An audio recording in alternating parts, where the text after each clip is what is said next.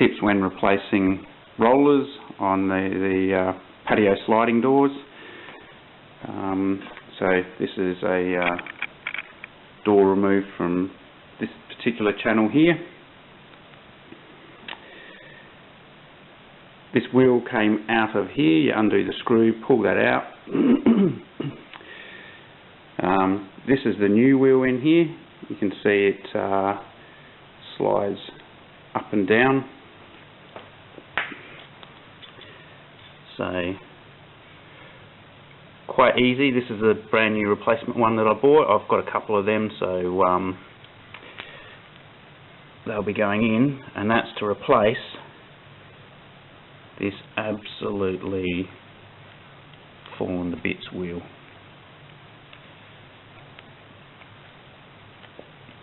So simply, new one drops in. Then you can take this screw out, put the screw down through there, slide this into place, adjust the screw into there again, but not fully, because the more you put that screw down, the more that this wheel pushes out.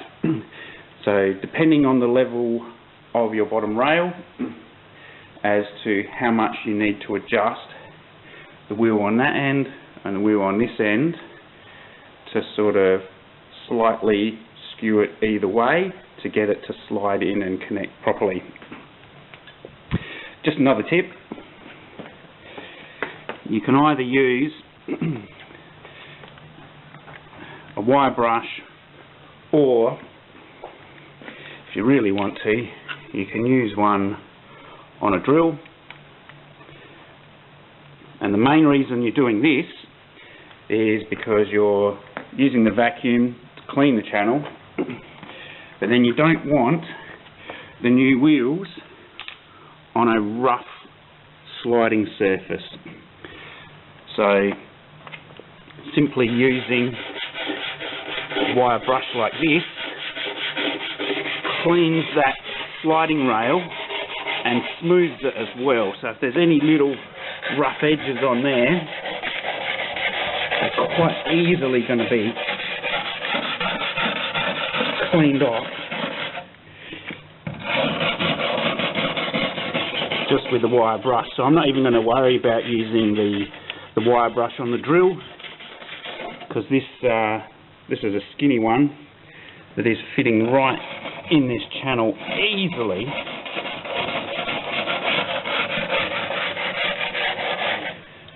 And then you can feel along there with your fingers. That's getting quite smooth now. So it literally smooths out the running channel.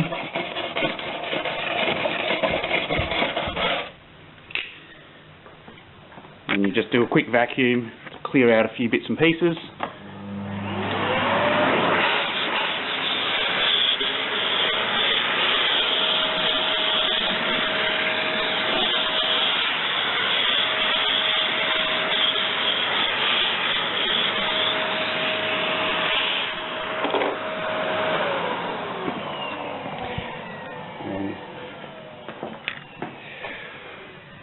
Once you put the new wheel on, or new wheels, slot the door back up in place, drop it onto that channel there, and then when you've got it onto this particular channel, so door lifts up, drops down into place, then you use the screwdrivers on each end to start doing up the wheel.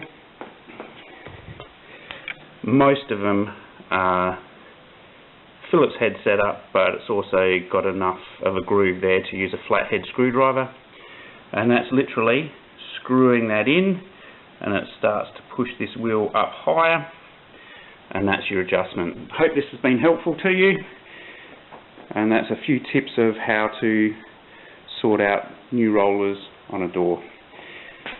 And those rollers were only $10 each.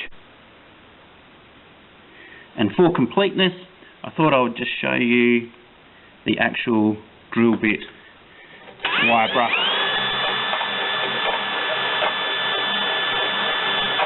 So you just go side to side over the top of the channel bit there, and it clears all the aluminium grooving quite nicely.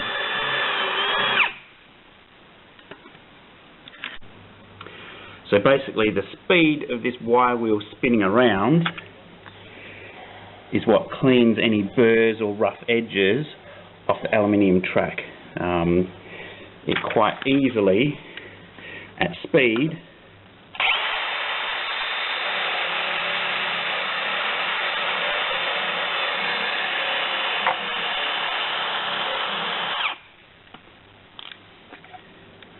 takes off any rough edges of the aluminium there, and that's what the wheels are going to be running along. So now it's a nice smooth finish, and that is actually a lot easier doing it with a drill and a wire wheel setup rather than the hand wire brush. So I recommend that method. Then I've just run a rag down in the channels of the railing just to clean up any of the last bits of lint, so you've got a nice clean start for when you put the door back up onto the rail here with the new wheels on. So should last for many years to come. So the new wheel is in, and just a quick demonstration that when you do this screw up, you can see the wheel starts to protrude. So that's what it would do in the tracks when you put the door in place. So I'll just undo it now so it retracts again. So you need it all the way down, retracted, to be able to lift the door up into place onto the rails. But that just shows the adjustment of the actual wheel and how it makes its way out and pushes the door up higher to give you the adjustments on each end that you might need. And just the last tip is, when you're putting this wheel into its metal cradle there, you can't push it past this black plastic in the frame here from above. So the metal cradle has to come down from in here, and then as the edges of the wheel jam against this black pieces of plastic, you can use a screwdriver to flex the actual frame carefully, and that gives you just enough flex across here to push that cradle and the wheel up into the black plastic area, and that's where it will click into place accordingly. So that's just another quick tip. So the other more successful method is this cradle actually sits in there with the wheel. When you undo the screw off the cradle, you rotate this around so then the slots can slide out like that. Then you pop the wheel out. This is a new wheel. You can see the channels in there. You pop the new wheel into the channels, which I can't do with one hand, and then when the wheel's sitting in there,